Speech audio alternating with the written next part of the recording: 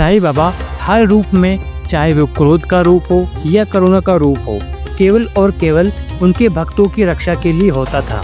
आज हम सुनेंगे ऐसे ही एक अद्भुत और चमत्कारिक लीला, जहां एक भक्त श्यामा को सांप ने डस लिया था और जहर पूरे तरह शरीर में फैलने लगा था। पर जब श्यामा ने अपने विठोबा यानी कि अपने साईनाथ की शरण ली, तब ऐसा चमत्कार हुआ जिसे सुनकर हर भक्त का हृदय भाव विमोर हो उठेगा। ऐसे ही एक कथा है साईं बाबा की सर्प विष निवारक लीला की। श्री साईं बाबा और उनके परम भक्त श्यामा का संबंध कोई साधारण नहीं था। स्वयं बाबा अक्सर कहते थे कि श्यामा और मेरा बेहतर जन्मों का नाता है। एक दिन हुआ यूं कि श्यामा अपने काम में व्यस्त थे, तभी अचानक एक विषधर सर्प ने उनके पैर की उंगली पर डस लिया। देखते ही देखते जहर पूरे शरीर में फैलने लगा। दर्द असहनीय हो उठा और श्यामा की आंखों में भय और असहायता के आंसू छलक आए। उन्हें ऐसा लगा कि अब मेरा अंतिम समय आ गया है। फिर उनके मित्र उन्हें खंडोबा के मंदिर ले जाना चाहते थे, जहाँ ऐसी पीड़ाओं का उपचार होता था।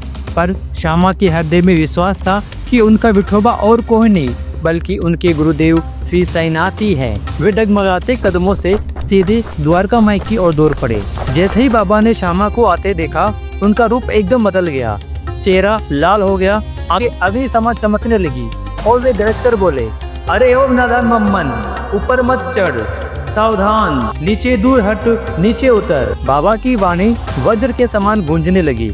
श्यामा दुविधा में पड़ गए कि अब क्या किया जाए, और वे सोचने लगे, मेरा घर तो यही है, मेरा आधार ही बाबा है और आज वही मुझे भगा रहे हैं। श्यामा का दिल टूट गया। फिर भी श्यामा वही बैठे रहे और मन ही मन सोचने लगे, चाहे बाबा मुझे डांटे, गालियां दे, पर मैं इन्हें छोड़कर कहाँ जाऊँ, यही मेरी अंतिम शरण है। कुछ समय बाद बाबा का क्रोध शांत हो गया।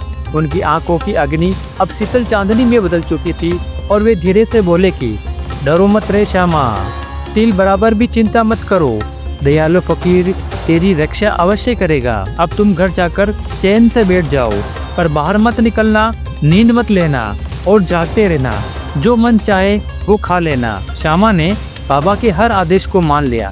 घर जाकर वे बाबा की आज्ञा के अनुसार जागते रहे, भोजन भी किया, पर नींद को अपने पास आने नहीं दिया। कहते हैं बाबा के जो कठोर शब्द थे, हट, दूर हट, नीचे उतर, ये वास्तव में श्यामा को नहीं बल्कि उस विष और सांप को आदेश था कि तू उतर जा, इस भक्त के शरीर में जरा भी न फैलना।